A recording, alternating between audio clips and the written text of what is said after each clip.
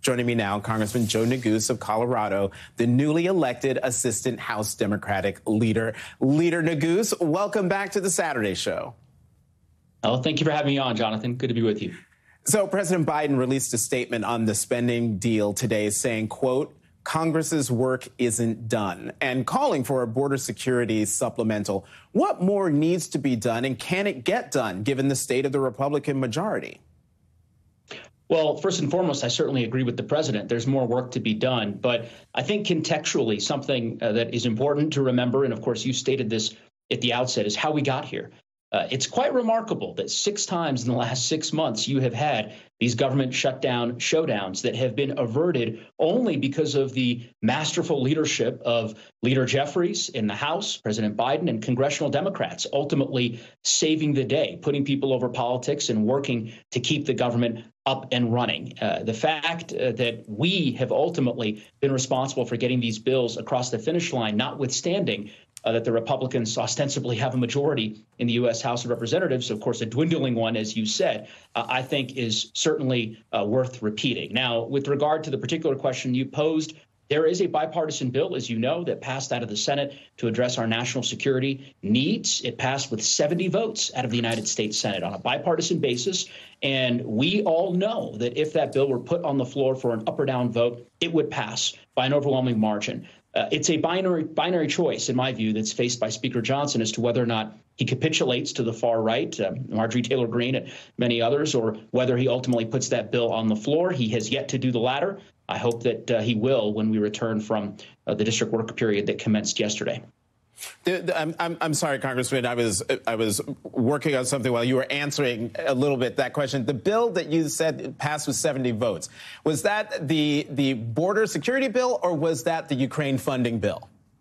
Oh, it's a good question. No, it's the latter. The border funding bill, as you know, that bill ultimately never reached the floor of the United States Senate. That's right. Republicans abandoned their own proposals that they had negotiated. They clearly wanted to make this a campaign issue and don't have any interest in actually solving the problem. Right. So ultimately, that bill didn't end up getting a vote. Right. OK, so before he left Congress on Friday, Congressman Ken Buck, a fellow Coloradan, became the first Republican to sign the discharge petition for aid to Ukraine, Israel, and Taiwan. Is that the only way that kind of funding bill will get passed by the House?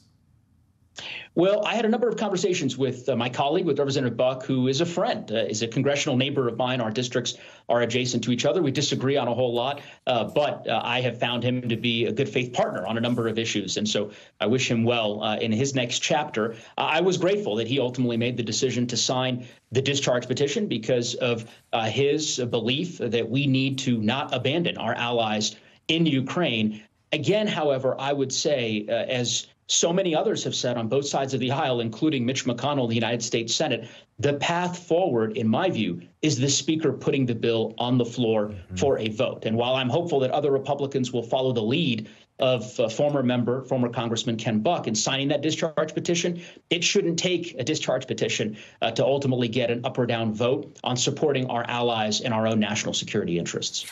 Let's talk about Marjorie Taylor Greene's motion to vacate against Speaker Johnson. It couldn't have come at a worse time for the Republican majority. With Buck's departure and Congressman Mike Gallagher's departure next month, that majority slips to 1 seat, which means all eyes are turning to y'all, to Democrats. And whether you'll save Johnson, I've done my own informal survey. More than a few said no. But listen to what Congressman Tom Suozzi had to say. The bottom line is the American people want us to do our jobs. They're sick of these games. They're sick of the extremists. And, I don't support Speaker Johnson on a whole host of different things. But the idea of shutting down the government again and spending all of our time on a speaker's fight is absurd. So I'll support to keep him as the speaker. So, Leader Neguse, what would you want in exchange for your vote to keep Johnson as speaker? Well, first, I would just simply say I don't know that the motion that Representative Greene introduced is actually legislatively ripe, per se, and that's yet to be determined. And I don't know that it was introduced as a privilege resolution. So we'll see as to whether or not the motion to vacate ultimately comes before the House as a live question. I think it's premature for me to opine as to what we might do and what House Democrats might do in that scenario. Ultimately, that'll be a decision made by our Leader Jeffries, who, as I said, has done a masterful and remarkable job negotiating a series of legislative packages in just the last several weeks, by way of example, that keep the government open and running. So, of course, we'll have a number of conversations, I imagine, with the colleagues in the House Democratic Caucus about a way forward. I would just say more broadly, as I said previously, Speaker Johnson has some decisions to make with respect to bipartisan pieces of legislation that he could put on the floor just as soon as we return. And I suspect that the decision to do so would certainly have an impact, I imagine, on the impressions of many folks on my side of the aisle and folks across the country. So at the end of the day, that's a question that I think is best posed to Speaker Johnson and to his colleagues in the Republican conference. I might also add, Jonathan, I'm not surprised that House Republicans are jumping ship. I mean, when chaos and dysfunction are essentially your central currency